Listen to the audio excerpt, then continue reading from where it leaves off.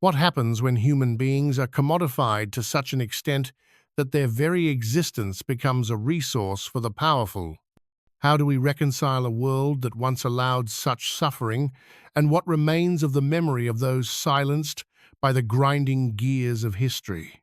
Between the late 17th century and the harrowing climax of the Civil War in 1865, America bore witness to a somber and haunting chapter of its genesis, the breeding farms that flourished in the crucible of states like Virginia and Maryland.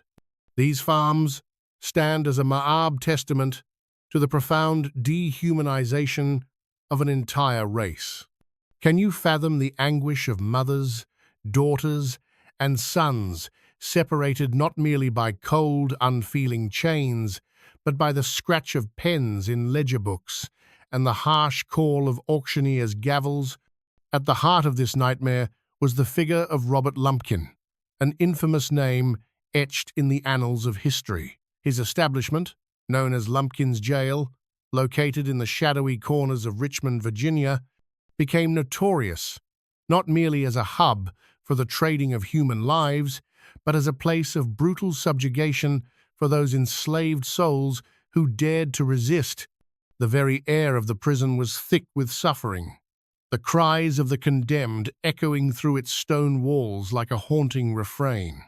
This place, a breeding farm in its own right, stood as a symbol of an unimaginably cruel institution, one that reduced people to mere tools for economic profit, their bodies no longer their own. In the fertile expansion of the southern states, where the plantation economy flourished, sprawling estates were erected upon the broken backs and shackled spirits of countless enslaved individuals. These opulent homes of the white elite were built upon a foundation of suffering, the brutal cost of wealth never more evident than in the cotton fields. Cotton ascended to its throne as king, but it was a throne stained with the blood and sweat of those who toiled under the relentless southern sun. For the wealthy plantation owners, it was the fabric of prosperity, a tapestry that would come to define the very culture of the South. For those who worked the land, it was a relentless cycle of misery, a daily fight to survive beneath the whip's lash. Names like Frederick Douglass and Harriet Jacobs shine as luminaries, brave individuals who escaped the chains of bondage, their words lighting a path for future generations. Their accounts offer a harrowing chronicle of the enslaved experience, shedding relentless light on the savage routines of the plantation system. Frederick Douglass's own words, "I was seldom whipped, save in the ordinary routine and regulation of the plantation," reveal the grim truth of the day-to-day brutality that marked the lives of the enslaved. His words hold a heavy weight, an understanding that the horror of slavery was not a single, isolated event, but an institutionalized process. For those who resisted, for those who dared to dream of a life beyond the fields, the price was often death or mutilation. Their bravery stood in stark contrast to the system that sought to break them, to silence their voices for all time. But it wasn't just the physical toll of slavery that haunted the hearts and minds of the enslaved. It was the moral collapse of a society that not only allowed, but nurtured such inhumanity. The breeding farms were a testament to this. These places were not merely locations where enslaved women and men were bred for labor, but they were symbols of the horrifying psychological abuse that permeated every corner of the Southern economy. Human beings were reduced to mere numbers in a ledger book, the value of their lives measured solely by their ability to produce more slaves. Women were forcibly impregnated, their children sold at birth into a system that viewed them as little more than livestock. Fathers were separated from their families, sons from their mothers, all in the name of economic gain. The pain, the anguish, the fear, these were the unspoken truths of the breeding farms. And yet, amid the ever-present specter of suffering, there were moments of resistance. Even in the deepest shadows of this institution, there were those who found ways to fight back, to reclaim their humanity in whatever small way they could. But these moments were fleeting, often crushed beneath the weight of a system so deeply entrenched in its brutality that the struggle for freedom seemed an impossible dream. The breeding farms were places where the will of the powerful sought to break the spirits of the enslaved, but the mere existence of resistance proved that the human spirit could not be so easily crushed. The legacy of these breeding farms is not just a chapter in a history book, it is a haunting reminder of the depths to which human beings can sink in the pursuit of power, wealth, and control. The scars left by this system run deep, and the echoes of those who suffered still reverberate through the lives of their descendants today. As we continue to examine this dark chapter in history, it is essential to reflect not just on the events themselves, but on the moral collapse that allowed such suffering to exist. What does it say about a society that allowed such an institution to thrive? How did it come to be that the lives of human beings could be so cheaply traded, their worth reduced to nothing more than their ability to breed? These are questions that we must continue to ask as we seek to understand the full scope of the legacy of slavery. How does a society justify such horrors? What mental contortions must one perform to view another human being not as a person, but as a product to be manufactured and sold at will? The system of breeding farms, particularly those that flourished between the late 17th century and the Civil War, answers these questions in the most chilling of ways. This was not simply an economic system, it was a philosophy, one grounded in the absolute devaluation of human life. In the breeding farms of the South, individuals were seen not as humans, but as breeding stock cattle, whose only purpose was to perpetuate the system of slavery. The very notion of human breeding farms was a grotesque reflection of the unfathomable cruelty at the heart of Southern society. The economic boom created by cotton, tobacco, and other cash crops depended not just on the labor of the enslaved, but on their reproduction as well. In the minds of wealthy landowners, the birth of a child to an enslaved mother wasn't just the continuation of a life, it was a financial investment. Every child born was another worker, another set of hands to harvest the crop, to feed the machinery that drove their wealth. The horrific calculus of profit and human suffering was present in every decision made on these farms. This moral collapse wasn't confined to the landowners themselves. It seeped through every facet of Southern life. In the breeding farms, women were used not just for their labor, but for their ability to bear children. The sexual violence perpetrated against enslaved women was institutionalized. Forced to bear children, often by their masters or other men in power, these women were denied even the smallest shred of dignity. They were commodified, reduced to little more than breeding machines in an unholy system that traded their bodies for profit. The effects on the women in these breeding farms were immeasurable, not just in terms of their physical health, but in their psychological and emotional trauma. The act of childbirth, which for so many is a profound and personal experience, was turned into a mechanical process, a transaction, a business deal. The patriarchal structure that ruled these farms was no less brutal. Enslaved men, too, were dehumanized in the most intimate ways. While their labor was exploited in the fields, their ability to father children was also commodified. They were often forced into relationships with women to produce more slaves, creating a perverse kind of familial structure that had no real meaning or value except as a unit of labor. These relationships were not driven by love, affection, or family ties, but by an unrelenting economic drive. These men were as much victims of this system as the women, their roles defined not by their humanity, but by their capacity to produce new laborers. The families formed in these breeding farms were often fractured, deliberately torn apart. A child born to an enslaved woman could be sold away from its mother before it had even learned to walk.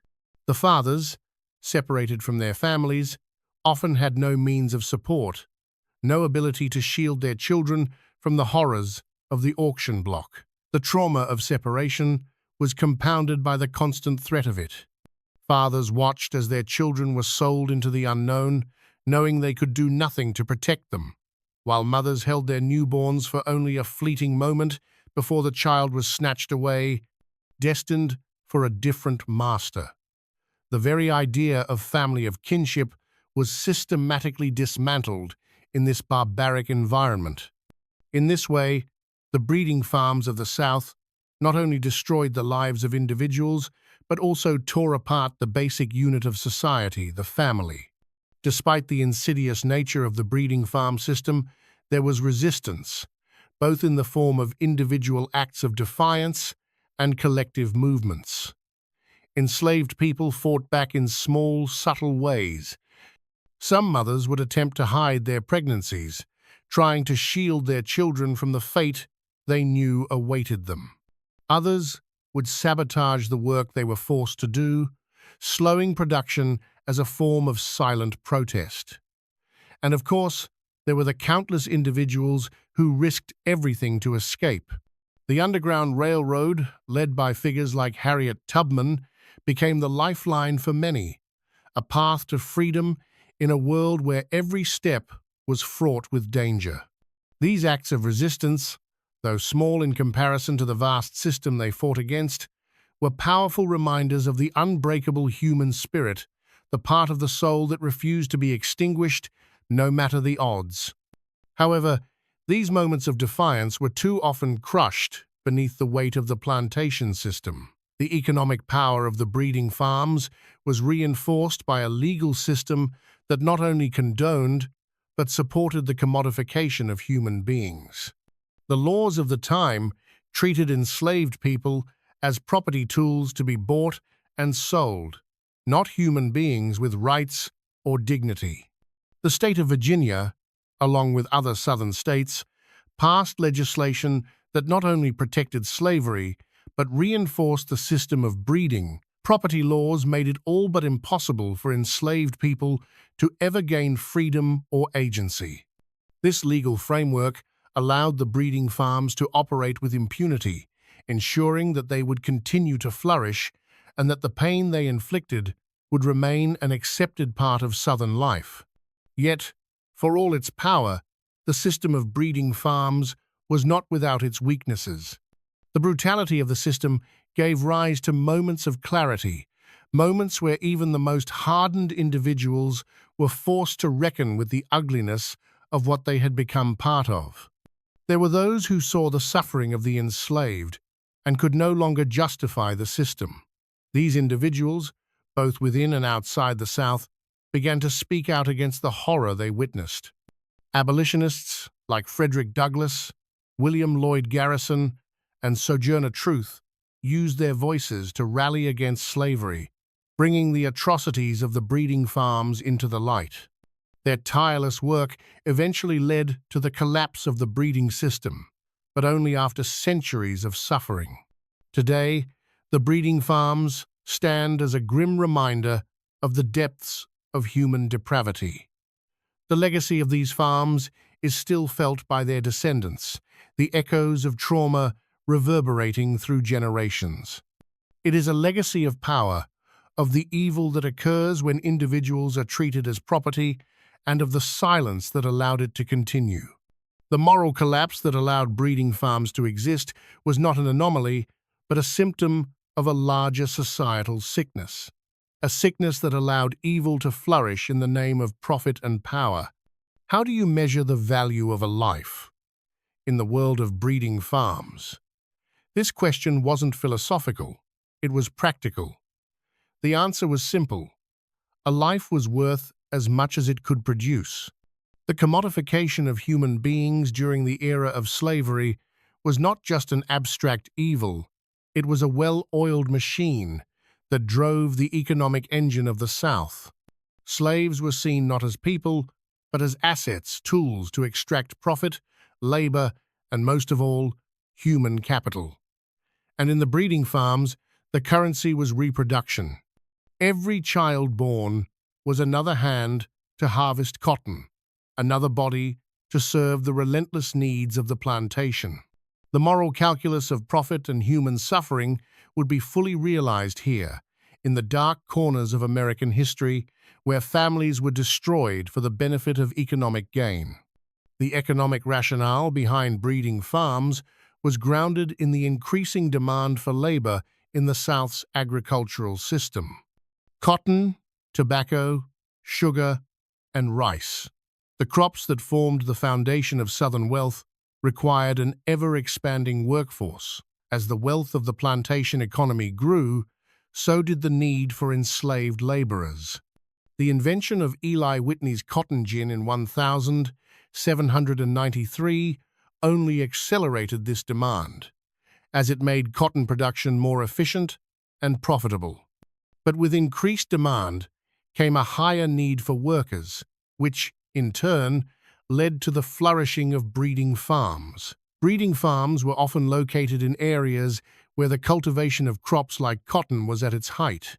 In these areas, enslaved women were frequently treated as breeding stock, valued not for their labor in the fields, but for their ability to produce more enslaved laborers. These women were exploited sexually, forced into relationships with men for the purpose of reproduction. The act of procreation was no longer a private or sacred experience, but an economic transaction. Slaves were bred as commodities to fulfill the insatiable demand for labor. They were impregnated by men who were often their owners or overseers, and the children they bore were immediately considered property, to be sold or used to further fuel the economic engine of the plantation system. This practice was institutionalized across the South, from large plantations to the smaller breeding farms. The women who were used in this way were often held in the most horrific conditions, trapped in a cycle where their bodies were not their own, but were instead the property of those who saw them as little more than vessels for the production of more enslaved people. This system was deeply ingrained in the economic structure of the South, and it was not just supported by individual plantation owners, it was reinforced by the legal, political, and social structures of the time. The profitability of the breeding farms was astounding. A woman who bore multiple children over the course of her life could effectively double the number of enslaved workers on a plantation, and her children would continue to be a source of wealth for the owner. Fathers, too, were valued not only for their labor in the fields, but for their ability to father children who would continue the cycle of exploitation. The moral consequences of this system were buried beneath the economic success it engendered, and this cycle continued for decades. The system of breeding farms was not just an aberration, it was a crucial cog in the machine that drove the South's economy. Yet, despite the apparent success of this system, it was also deeply fragile. It was a system that relied on the absolute dehumanization of individuals, a system that required an unbroken supply of human bodies to sustain it. But even in the face of such an unrelenting system, there were cracks moments when the power of the enslaved could not be fully suppressed. These moments of resistance were the quiet rebellions of people who refused to be reduced to property, to be measured by the number of children they could produce, or the labor they could perform. The most visible form of resistance to the breeding farms came in the form of escape. The Underground Railroad, a network of secret routes and safe houses, became a lifeline for those seeking freedom. People like Harriet Tubman, who had escaped slavery herself, risked everything to guide others to freedom. They did so in defiance of the system that viewed their very existence as a commodity. These acts of resistance, while not widespread enough to bring about an immediate end to the system of breeding farms, were crucial in keeping alive the hope of freedom for the enslaved and the idea that human dignity could never be fully destroyed, no matter how hard the system tried to erase it. Another form of resistance came through the power of memory and oral tradition. Enslaved individuals who had been forced to witness and endure the horrors of the breeding farms passed down their stories from one generation to the next. These stories were not just of suffering, but of survival, of resilience in the face of brutality. The memories of those who lived through these dark times became a silent, unyielding challenge to the power structures that sought to erase them. The system of breeding farms, like so many aspects of the institution of slavery, was built on the deliberate erasure of humanity. But the people who lived through it, the people whose bodies were used as tools for economic gain, refused to let that erasure happen. The breeding farms may have been a mechanism of power, but they could never fully extinguish the memory of those who suffered within them. Their stories, their pain, and their resistance became a silent but powerful testament to the humanity that no system of slavery could ever fully destroy. What happens to a society when it sacrifices its own humanity in pursuit of wealth?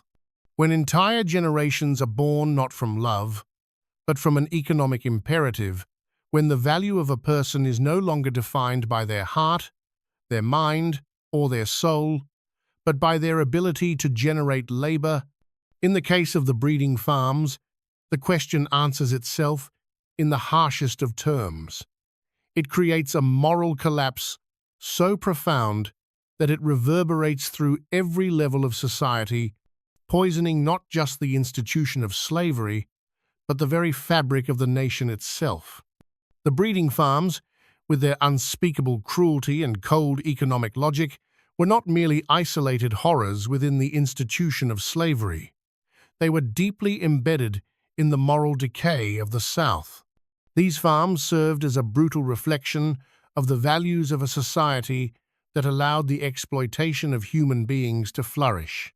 They were a symptom of a deeper sickness, one rooted in the belief that power and profit could be obtained at any cost, even the destruction of human dignity. The lives of the enslaved, reduced to little more than units of labor and reproduction, were sacrificed to the idol of wealth, an idol that the South worshipped with a fervor that defied both reason and compassion. The architects of this system, the plantation owners, traders, and lawmakers, lacked any pretense of moral justification. They were not ignorant of the suffering they caused. Rather, they built a world in which that suffering was not only accepted, but normalized. The dehumanization of the enslaved was woven into the very legal and social structures of the South. Enslaved people were classified as property, not people, their rights non-existent, their humanity ignored. This legal framework allowed breeding farms to exist with impunity, protected by the same laws that allowed the institution of slavery to thrive. The very act of separating families, selling children away from their mothers, and treating men and women as breeding machines was legal under the system that governed the South. The lawmakers of the time justified their actions not only through a legal lens, but also through a deeply entrenched belief in racial superiority, one that deemed black people as less than human, fit only for enslavement and exploitation.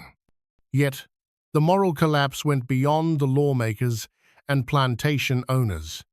It seeped into every corner of Southern society, affecting not only the perpetrators, but also the bystanders. The existence of breeding farms was known to many in the South, and the silence that surrounded them became a form of complicity. It was not only the wealthy who benefited from slavery, but all who participated in the system, whether through trade, legal work, or even social acceptance. By remaining silent, by continuing to profit from the fruits of slavery, Southern society tacitly endorsed the suffering of millions. The moral rot that started at the top spread downward, poisoning every aspect of life. The impact of the breeding farms on Southern society was not limited to the enslaved. The psychological toll on the white population, too, was profound.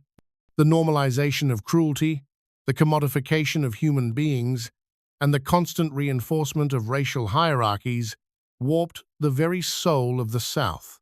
The men and women who participated in or benefited from this system may have convinced themselves of their own moral righteousness, but deep within, the knowledge of the brutality they were part of took its toll.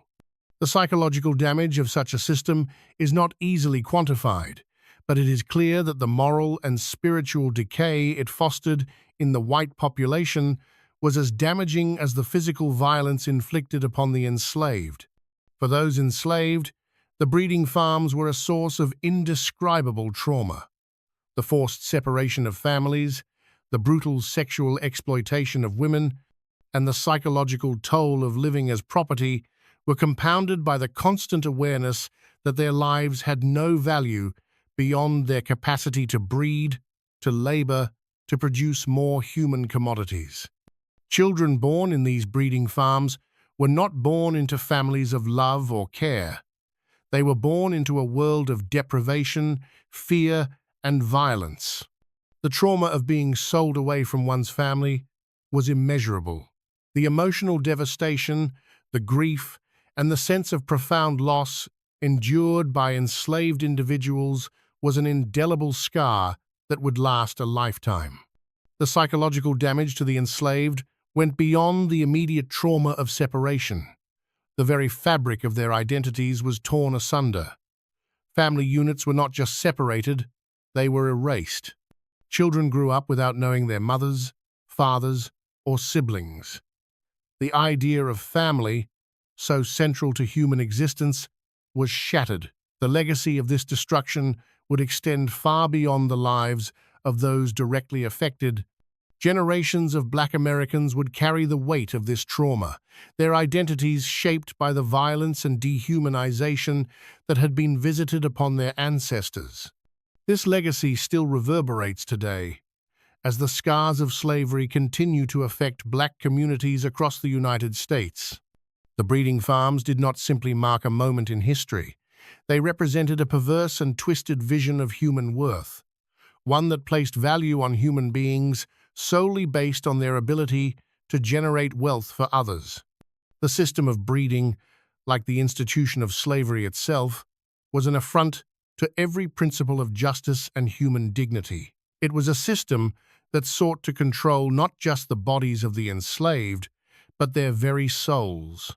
Yet, for all the horrors that the breeding farms represent, they also offer a powerful lesson. The cruelty of the system was only possible because of the willingness of individuals and of society as a whole to allow it to continue. The silence, the acceptance, and the complicity that allowed the breeding farms to flourish were as much a part of the system as the violence itself. The breeding farms remind us of the dangers of unchecked power, of the corrupting influence of wealth, and of the devastating consequences of allowing one group of people to view another as less than human. The moral collapse that gave rise to the breeding farms was not an isolated phenomenon. It was part of a larger pattern of dehumanization that underpinned the entire institution of slavery. It is a pattern that continues to echo through history, from the Jim Crow era to the systemic racism that persists in the modern world. The breeding farms stand as a haunting reminder of what can happen when we allow the commodification of human life to take root, when we allow people to become tools for profit rather than beings deserving of dignity and respect. How does a society rid itself of a system so deeply entrenched, so woven into the fabric of daily life, that it has become invisible to the very people who benefit from it? What forces must rise to challenge an institution that has existed for centuries? One built on the suffering and dehumanization of millions. The story of the collapse of breeding farms and the larger institution of slavery is one of resistance. Resistance that came not only from those enslaved, but from individuals within the very society that sought to preserve the status quo. It is a story of human courage in the face of unimaginable adversity, a testament to the resilience of the human spirit that refused to be extinguished. The abolition of slavery did not come suddenly, nor did it come without immense cost. The battle to end the breeding farms and the larger practice of human trafficking that underpinned them was fought on many fronts. While the struggle is often depicted as a battle between the North and South, it was far more complex than that. It was a struggle within the soul of the nation, a fight between two visions of America, one that sought to preserve the brutal system of slavery and another that saw the institution for what it truly was, an abomination that stained the very ideals upon which the country was founded. For those who were enslaved, the struggle was both personal and collective. The legacy of the breeding farms and the endless cycle of forced labor and sexual exploitation weighed heavily on their hearts and minds. But even in the midst of such horrors, they found ways to fight back. It was not only through direct acts of defiance, like revolts or escapes, but also through the subtle acts of resistance that filled their daily lives. Each act of sabotage, each small disruption in the system, was a refusal to accept their dehumanization. The most famous of these acts of resistance was, of course, the escape. The Underground Railroad, a vast network of safe houses and secret routes, became the lifeline for countless men, women, and children seeking freedom.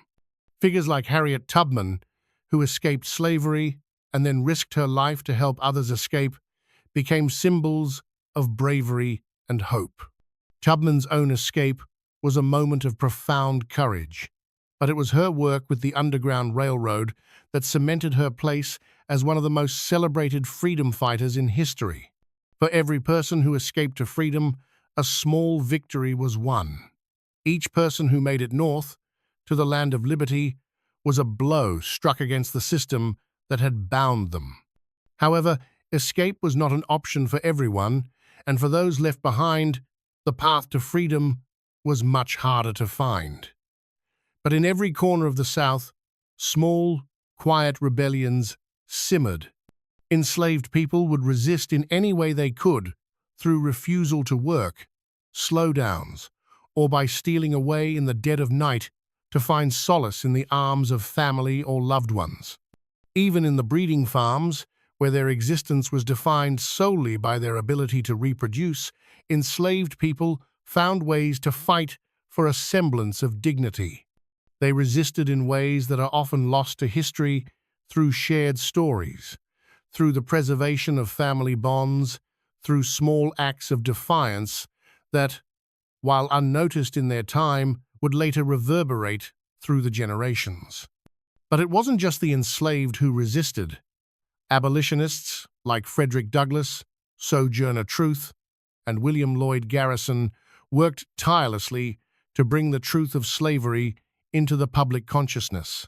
Their writings, speeches, and actions helped to shine a light on the horrors of the breeding farms and the larger institution of slavery.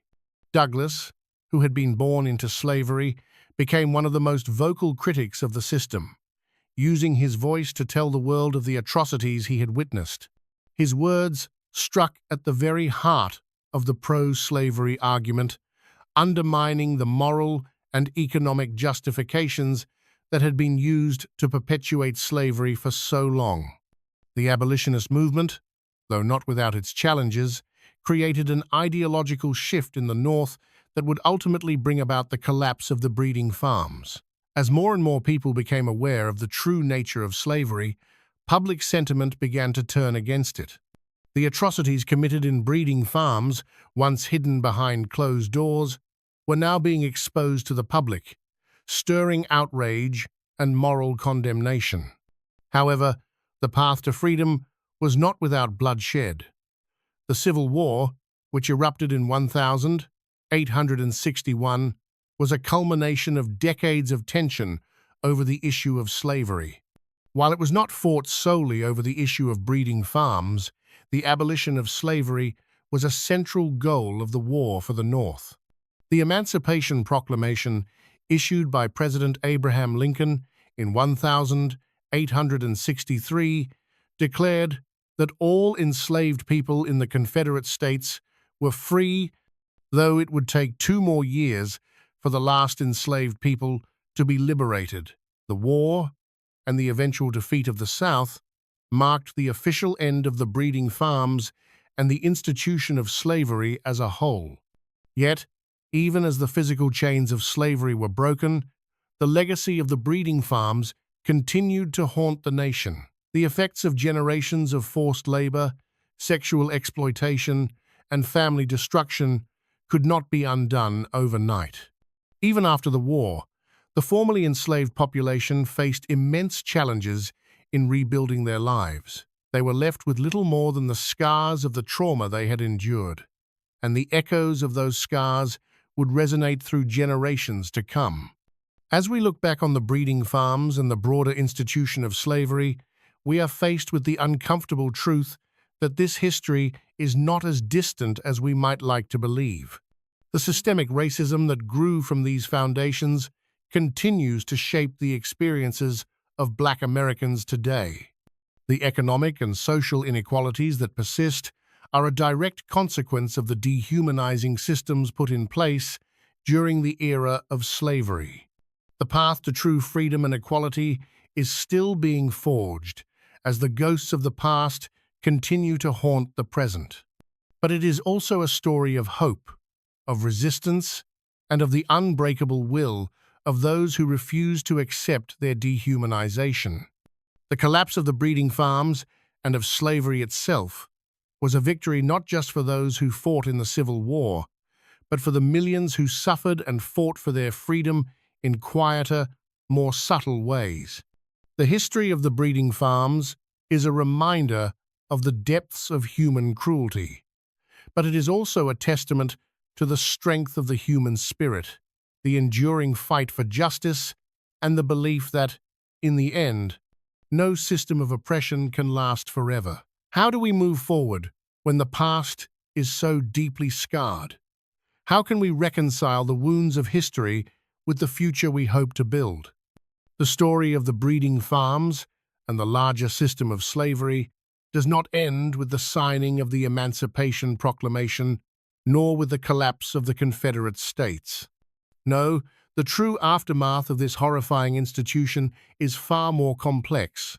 It lingers in the air, woven into the very fabric of modern society, seen not only in the generations of Black Americans who still carry the trauma of that era, but also in the societal systems that were born from it, systems that continue to perpetuate inequality. The legacy of the breeding farms is not a distant memory. It is a living, breathing part of our collective history. Though the physical structures that once held the enslaved and the systems that commodified their lives have been dismantled, the emotional and psychological scars they left behind endure. The descendants of those who were once forced into breeding farms still feel the weight of that history in their lives today. The trauma, passed down through generations, is a part of the cultural memory that is often left unspoken but never forgotten. It is crucial to recognize that the collapse of breeding farms did not bring about an instant transformation. The end of slavery did not lead to immediate freedom for those who had been enslaved.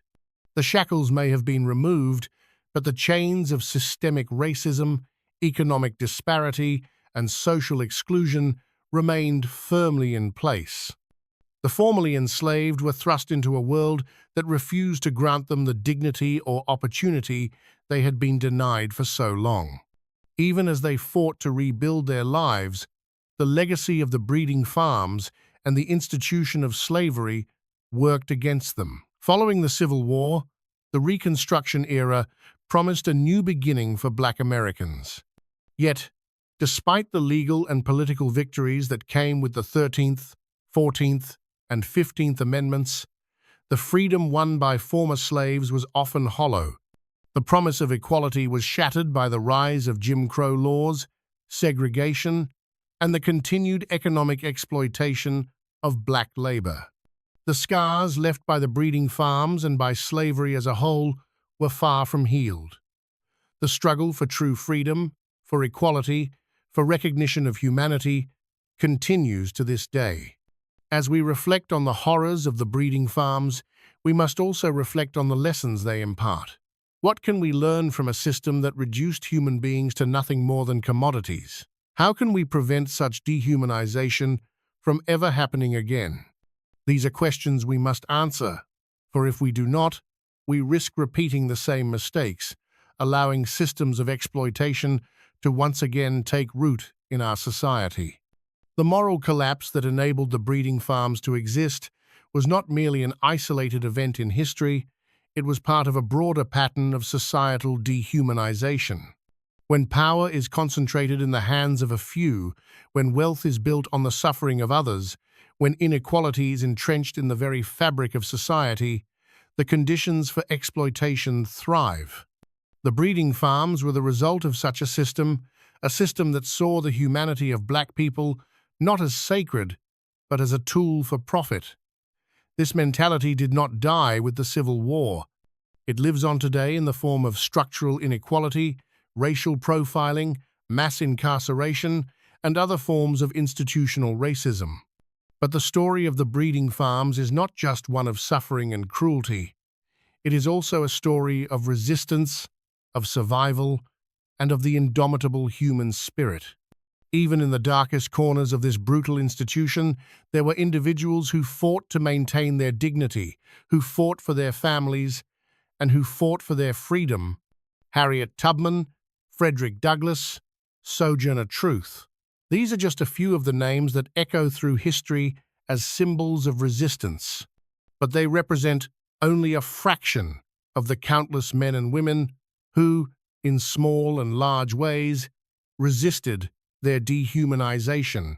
Their courage, their perseverance, their refusal to accept the lie that they were less than human. This is what truly defined the resistance against the breeding farms and the system of slavery. As we move forward, we must acknowledge the ongoing struggle for justice and equality. The legacy of the breeding farms and of slavery continues to affect us today, whether we are willing to admit it or not. The fight for equality is not over. It is ongoing, and it requires each and every one of us to play a part in dismantling the systems of oppression that continue to harm marginalized communities. To truly honor the lives of those who suffered on the breeding farms, we must commit ourselves to creating a society that values human dignity above all else.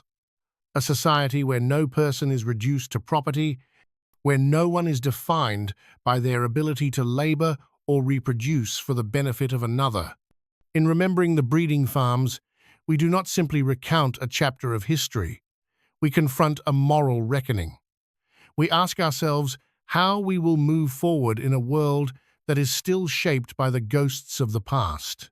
The fight for freedom, for justice, for the recognition of humanity is far from over, and it is up to us to ensure that the horrors of the past do not repeat themselves.